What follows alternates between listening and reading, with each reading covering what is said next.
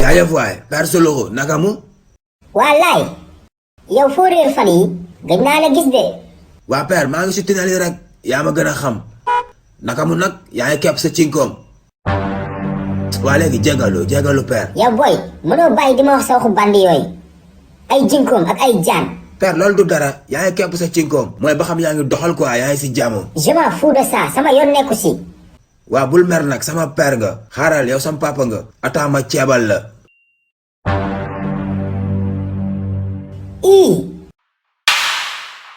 père am. Laye Genzman ku moom lii. père yaa ko moom maa la ko may ci xol bu sedd guy. jërëjëf yal na sa jàmm yàgg mais mbaa kii woo ko rek. lan. ma ni xaalis bi mbaa kii woo ko rek kii nu mu tudd. non père Soloxo t'inquiète pas sàccu ma ko kii maa ko liggéey. borom mayga bi laay jaay 10 kilos yàpp sànq. hey père noppil nag wala ma nangu xaalis bi léegi. xaalis bi kay mënatul génn laay kii dugg na ba pare. waa kon noppil ceeneel nandi te nga.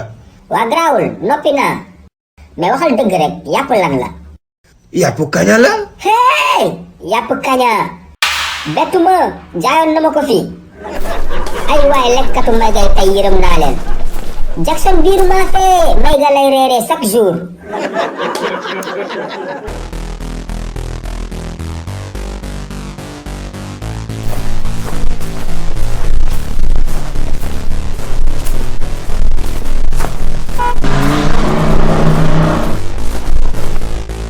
Bonsoir, Alhaji Mboulourou.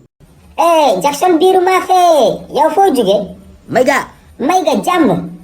Bien sûr, c'est quoi le problème? yow si suba ba léegi maa ngi toog fii di la xaar. pourquoi bi ngay dem Mayga jaaroo yoon bi. Pourquoi ma fille jaar? C'est moi qui vais au Mayga ou c'est toi? Alhaji Mboulourou bàyyil dañ kumpa. yow Jackson ma lay dimbali nga may xas. xasuma la danga dañ kumpa. tu es un seytaane rambaaj fumiste. waa baax na jërëjëf. léegi kon Mayga bi nga jóge maa lekkoo fa yàpp rek. Mais bien sûr, 5 brochettes. Plus spaghetti et pommes de terre. Reste là à manger di mbaxalu Saloum et di ceebu ñebe.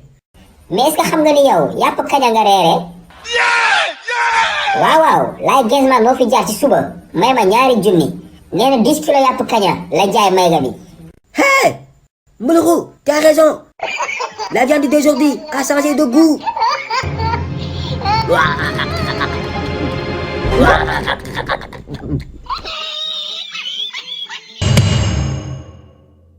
bu ma kenn téye tey dama koy rey. Il va voir de quel bois je me chauffe.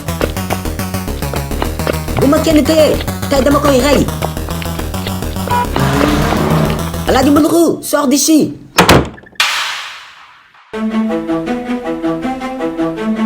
waa Jackson biiru maa fi lan moo xew.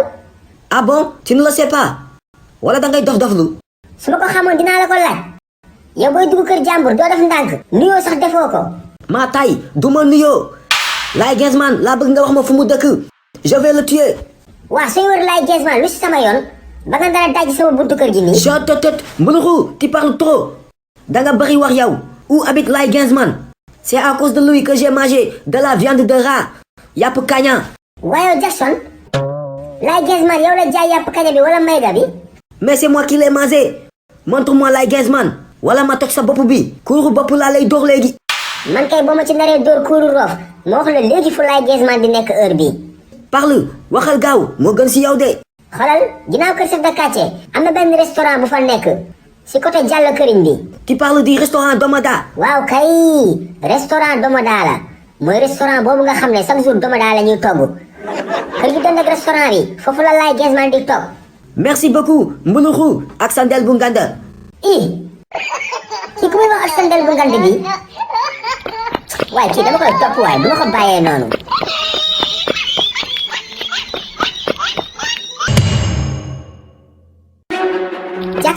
Jackson defal ndànk Laye Genzman kenn du ko attaqué noonu.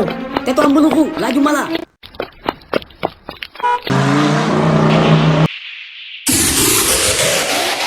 je te vois Laye Genzman ne bouge pas. lii lan la.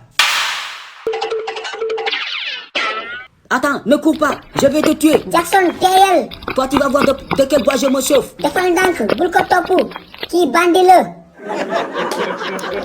Jackson teeyal. Alaaji Mbuluxu laisse-moi tranquille danga bëri wax. Jackson taxawal. bu dugg ci àll bi moo ko tey daf lay iri.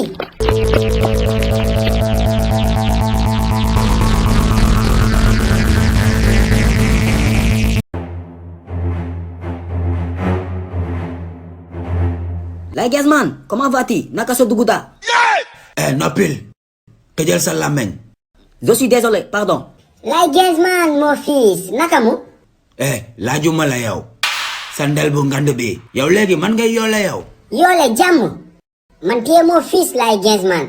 barki téere maam yàlla boolewuma la. Et Laye Gazman, la hache, c'est pourquoi? Tu coupes des arbres maintenant? Xama pour lan la. sa bopp bi laay dagg. yow man ngay génneel kuur yow. Kan yow? Jamais. C'est Mbuluxu moo ñu jaxase. C'est un grand seytaane. xam naa loolu. pas Suluxu. ndalambe ne mu setee noonu la mën a nettali. Voilà dafa mën a nettali. Mama wax dangay jaay may ga yàpp kaña. Jackson koy sosal. Noppil. waxuma la loolu sax. ana samay tantaw yow. tantaw yu ma la joxoon si suba anamu. Laye Gazman 10 000 yaa ma ko mayoon de joxe naa ko dépense si suba. jàppal. Jackson jàpp ko. yow Laye Gazman yow léegi looy dagg wax ma looy dagg.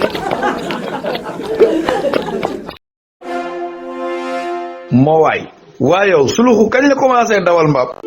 xale yi livre bees génnati la de waaw vacances yi am ngeen lu leen wéetali de ñaari livre Suluxu yu bees tàq tome 4 ak tome 5 lañ leen indil bii pa da ngay am livre de lecture ak question de compréhension ngeen foog ne foofu la yemul foofu de da ngay amaale livre coloré yaa Suluxu di coloré Suluxu di coloré Ndumbe di coloré Malick ak ñeneen kan nga bëgg coloré yow. Je veux colorier Jackson Birumafé.